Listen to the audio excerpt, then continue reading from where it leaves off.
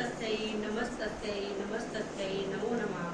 या देवी सर्वभूतेषु बुद्धिरूपेण संस्थिता नमस्तस्यै नमस्तस्यै नमस्तस्यै नमो नमः। आदरणीय प्रिंसिपल मैम जो कि अब तक नहीं आए हैं, आने वाले हैं, और आज के जो मुख्य अतिथि हैं, हमारे वक्ता भी हैं, उनका और पृथक पृथक हमारे विभागों से आए हुए हमारे अध्यापक साथी एवं मेरे प्रिय छात्रों, मैं आप सभी का यहाँ पर आने पर हार्दिक अभिनंदन करती हूँ और आप सभी का बहुत बहुत धन्यवाद करती हूँ और आपकी आभारी हूँ कि आप सभी ने इतने अच्छे अपने टाइम को हमारे साथ स्पेंड किया कर रहे हैं। और अभी हमारे प्रिंसिपल मैम जी, प्रोफेसर चीमा मैम, तजविंदर कौर चीमा जी, मैम मैं आप सभी का यहाँ पर आने पर धन्यवाद करती हूँ और आपको स्वागत भी करती हूँ, ठीक है। और कार्यक्रम को आगे बढ़ाने से पहले मैं चाहती हूँ कि प्रिंसिपल मैम और वाइस प्रिंसिपल मैम और आज के हमारे जो मुख्य अतिथि हैं वो मंच पर आए और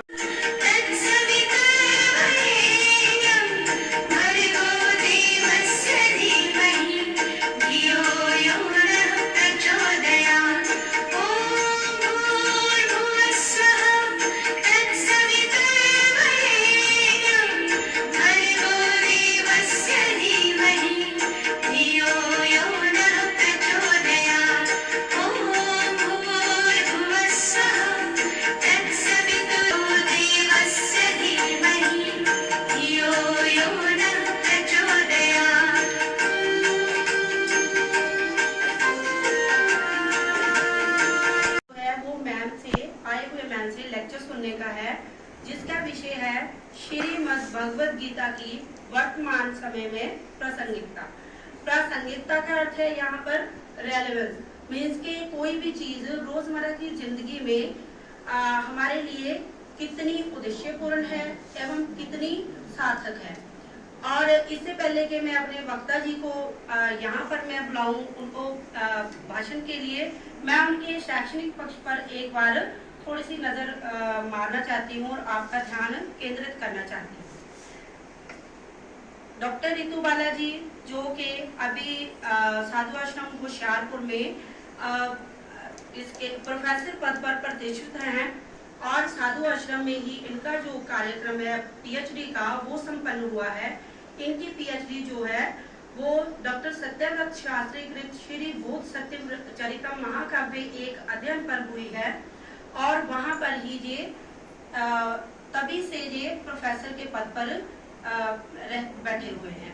और आपके 20 जो पेपर हैं वो नेशनल और इंटरनेशनल कॉन्फ्रेंसेस में प्रेजेंट हो चुके हैं और 24 पेपर जो है वो साधु आश्रम होशियारपुर में ही पब्लिश हो चुके हैं।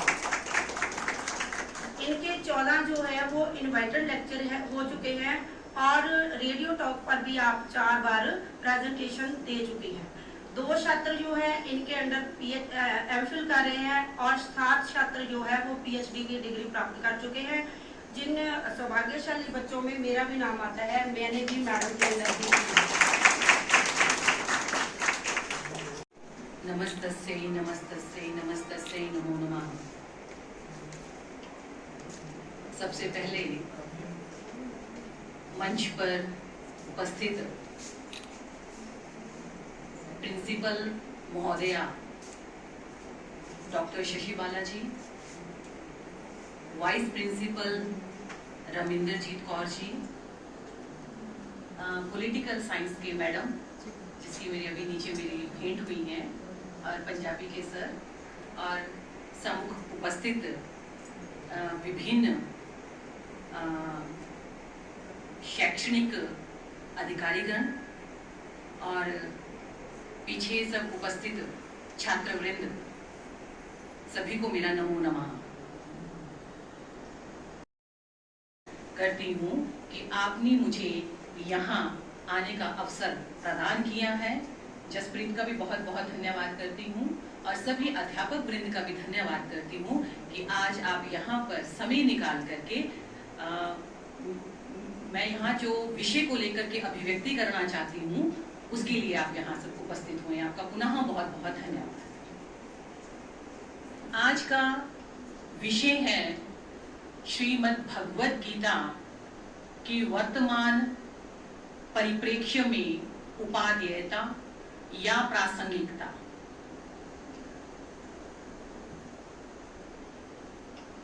इस विषय को प्रस्तुत करने से पहले एक संस्कृत की गहनता को समझना कि संस्कृत बताना क्या चाहता है, कहना क्या चाहता है, उसकी गंभीरता को समझना बहुत जरूरी है। ये ऐसी भाषा नहीं है जिसको आप कभी भी चलते फिरते अगर आप पढ़ लोगे और आपको लगे कि हमने संस्कृत पढ़ ली है, तो ये ऐसी भाषा नहीं है। भाषाएं तो सभी जो है वो समय मांगती हैं। आप जितना भी किसी भी भाषा को समय देंगे उससे दक्षता और कुशलता जो है वो जीवन में बहुत बढ़ती है और वो जीवन में आपके ऊपर कहीं ना कहीं प्रभाव भी दिखाई देता है जितनी आप कुशलता अर्जित करते हैं किसी विषय को समय देकर के। तो चाहे वो संस्कृत है चाहे कोई भी भाषा है, उसको आपको समय देना पड़ेगा। लेकिन मैं विशेष रूप से यहाँ संस्कृत की बात कर रही हूँ कि उसको भी आपको समय देना पड़ेगा। चलते फिरते संस्कृत के भावों को कभी नहीं समझा जा सकता। एक मैं छोटी सी बात करती हूँ कि विष्णु पुराण में एक श्लोक आता है कि काव्या अलापाश्च ये केचित गीतिकानि अखिलानि च शब्द मूर्ति धरस्य एतै विष्णु अंशा महात्मना। ये श्लोक विष्णु पुराण में मिलता है, जहां पर ये बात करते हैं कि जितना भी शब्दार्थ, शब्द और अर्थ जितना भी है वो सारा का सारा भगवान विष्णु का ही अंश स्वरूप है। वो स्वरूप अपने शब्द और अर्थ का रूप धारण किए हुए भगवान विष्णु साक्षात। आप कोई भी बड़ा सा बड़ा विषय हो या कोई बड़ा से बड़े कोई इमारत या भवन है, उसका निर्माण नहीं हो सकता यदि नींव कच्ची रह जाए। तो सिर्फ एक भूमिका बांध रही हूं ताकि विषय तक मैं आ सकूं। तो रघुवंश में के प्रथम सर्ग के प्रथम श्लोक में महाकवि कालिदास ने क्या कहा है कि वागर्थाविव संपृक्तौ वागर्थ प्रतिपत्त्यहि जगतः पितरौ वंदे पार्वती परमेश्वरौ। यहां पर शब्द और अर्थ को भगवान जो अर्धनारीश्वर स्वरूप शिव और पार्वती के सौंदर्य के साथ यहां पर अभिव्यक्ति कर रहे हैं कि मतलब शब्द और अर्थ का सौंदर्य अर्धनारीश्वर के साथ दिखाई दे रहा है। दिखाई को जानना है। हम श्रीमद् भगवद गीता की बात करते हैं तो श्रीमद् भगवद गीता क्या है? ये शास्त्रीय ग्रंथ है। शास्त्र का मतलब क्या होता है कि शासनाद शास्त्रम शंसनाद शास्त्रम। जो ग्रंथ आपको उपदेशित कर रहा है, जो ग्रंथ आपको कुछ शिक्षा देकर के जा रहा है, तो इसी दृष्टि से उसको हम शास्त्र शब्द से अभिहित करते हैं। उसको हम पुस्तक में, आपने कभी भी नोटिस किया होगा, एक हमारे शास्त्र में व्याकरण शास्त्र है, उसमें एक शब्द बार बार ये आता है। एक व्याकरण शास्त्र से ये वहां से उठा करके आगे आचार्यों ने बहुत इसका प्रयोग किया है, लेकिन मूल रूप से इसका जो संकेत है वो व्याकरण शास्त्र में मिलता है। अच्छा, वो सूक्त अपने पंक्ति क्या है? कहते एका शब्दः सुप्रयुक्तः सम्यक् ज्ञातः काम दुख भवति इह लौकिके पारलौकिके च। यह सूत्र जो है वो व्याकरण शास्त्र में मिलता है। अब ये सूत्र क्या बताता है? ये विद्यार्थियों के लिए ही है। एका शब्दः सुप्रयुक्तः, कहते आप यदि आपको प्रतिभावान बनना है, यदि आपको ज्ञानवान बनना है, तो आपको चाहे वो दिन में एक ही शब्द पढ़े, एका शब्दः सुप्रयुक्तः, आपको पता होना चाहिए कि इसकी व्युत्पत्ति क्या है, इसकी धातु क्या है, इसको कहां प्रयोग करना है, किस प्रकरण में लेके आना है, किस विषय के अनुरूप इसकी सिद्धि बैठ रही है। तो एका शब्दः सुप्रयुक्तः काम, अगर आपने ये जान लिया तो वो एक जाना हुआ शब्द भी काम दुख भवती, काम दुख भवती ऐश्वर्य को देने वाला होता है, मनोकामनाओं को पूर्ण करने वाला बन जाता है। ऐश्वर्य प्रदान करने वाला हो जाता है, इहलौकिके पारलौकिके च, इस संसार में भी और उस संसार में भी। और कभी भी आप जिंदगी में ये चीज आजमा करके देख लीजिएगा कि कोई भी अच्छी तरह हो सकती है भगवत कृपा। वो तो बचपन में भी हो सकती है, वो आप बड़े हो गए तब भी हो सकती है, वृद्धावस्था में आ गए तब भी उसकी कृपा हो सकती है।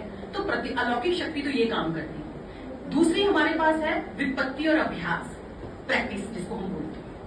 अगर आपको प्रतिभा अर्जित करनी है तो आपको निरंतर विपत्ति और अभ्यास तो करना पड़ेगा, बिना उसके आप प्रतिभा अर्जित नहीं कर सकते। अब यहाँ ये भी सवाल आता है, देखो ऐसा है कि अगर प्रतिभा आनी होगी, अगर भगवत कृपा होनी होगी तो वो आपको कहीं ना कहीं नजर आ ही जाएगी।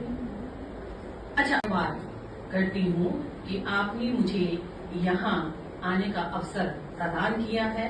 जसप्रीत का भी बहुत बहुत धन्यवाद करती हूँ और सभी अध्यापक वृंद का भी धन्यवाद करती हूँ कि आज आप यहाँ पर समय निकाल करके मैं यहाँ जो विषय ਤੇ ਟੀਚਰ ਦੀਆਂ ਜਿਹੜੀਆਂ ਸਿੱਖਿਆਵਾਂ ਆ ਉਹਨਾਂ ਨੂੰ ਜੀਵਨ ਵਿੱਚ ਧਾਰਨ ਕਰਦੇ ਹੋ, ਤਦ ਹੀ ਤੁਸੀਂ ਜਿਹੜਾ ਵੀ ਫੀਲਡ ਅਡਾਪਟ ਕਰੋਗੇ ਉਹਦੇ ਵਿੱਚ ਸਕਸੈਸਫੁਲ ਵੀ ਹੋਵੋਗੇ। ਇਸੇ ਤਰ੍ਹਾਂ ਸ਼੍ਰੀਮਦ ਭਗਵਦ ਗੀਤਾ ਦੀ ਅੱਜ ਦੇ ਸਮੇਂ ਵਿੱਚ ਕੀ ਰੈਲੇਵੈਂਸ ਹੈ ਉਹਦੇ ਉੱਤੇ ਅੱਜ ਅਸੀਂ ਇਹ ਚਰਚਾ ਕੀਤੀ। ਤੇ ਜਿਹੜਾ ਜਿਸਟ ਹੈ ਸ਼੍ਰੀਮਦ ਭਗਵਦ ਗੀਤਾ ਦੇ ਵਿੱਚ ਸ਼੍ਰੀ ਕ੍ਰਿਸ਼ਨ ਜੀ ਜਦੋਂ ਅਰਜੁਨ ਨੂੰ ਉਪਦੇਸ਼ ਕਰਦੇ ਆ, ਜ਼ੁਲਮ, ਅਤਿਆਚਾਰ, ਜਦੋਂ ਨਿਊਜ਼ ਮੈਂ ਸੁਣਦੀ ਹਾਂ ਅੱਜ ਕੱਲ ਹਰ ਪਾਸੇ ਆਹੀ ਨਿਊਜ਼ ਹੁੰਦੀਆਂ, ਦੇਖ ਕੇ ਮਨ ਕਈ ਵਾਰੀ ਦੁਖੀ ਹੋ ਜਾਂਦਾ। ਪਰ ਇਹ ਸੰਤਾਂ ਮਹਾਪੁਰਸ਼ਾਂ ਦੀ ਬਦੌਲਤ ਸਾਡੇ ਦੇਸ਼ ਦੇ ਇਹ ਜੋ ਮਹਾਨ ਧਾਰਮਿਕ ਗ੍ਰੰਥ ਸ਼੍ਰੀਮਦ ਭਗਵਦ ਗੀਤਾ, ਸ਼੍ਰੀ ਗੁਰੂ ਗ੍ਰੰਥ ਸਾਹਿਬ, ਇਹਨਾਂ ਦੇ ਵਿੱਚ ਸੰਤਾਂ ਮਹਾਪੁਰਸ਼ਾਂ ਦੀਆਂ ਤੇ ਸਾਡੇ ਗੁਰੂਆਂ ਦੀਆਂ ਲਿਖੀਆਂ ਜਿਹੜੀਆਂ ਬਾਣੀਆਂ ਹੈ ਉਹ ਸਾਨੂੰ ਜੀਵਨ ਦੇ ਵਿੱਚ ਐਸੀ ਸੇਧ ਪ੍ਰਦਾਨ ਕਰਦੀਆਂ ਜਿਹਦੇ ਨਾਲ ਸਾਡਾ ਜੀਵਨ ਜਿਹੜਾ ਹੈ ਸੌਖਾ ਹੁੰਦਾ, ਆਨੰਦਮਈ ਹੁੰਦਾ। ਕਹਿੰਦੇ ਜਿਹੜਾ ਇੱਕ ਗੁਰਸਿੱਖ ਹੁੰਦਾ ਉਹ ਜਦੋਂ ਆਪਣੇ ਗੁਰੂ ਦੀ ਸਿੱਖਿਆ ਦੇ ਉੱਤੇ ਚੱਲਦਾ, ਜਿਸ ਤਰ੍ਹਾਂ ਤੇ ਦੇਖਦੇ ਆ, ਨਿਊਜ਼ਪੇਪਰਸ ਪੜ੍ਹਦੇ ਆ, ਟੀਵੀ ਚੈਨਲਸ ਦੇ ਉੱਤੇ ਨਿਊਜ਼ ਦੇਖਦੇ ਆ, ਤੇ ਸੰਸਾਰ ਦੇ ਵਿੱਚ ਕਿੰਨੀ ਭੱਜ ਦੌੜ ਹੈ, ਹਰ ਪਾਸੇ ਮਾਰ ਕਟਾਈ,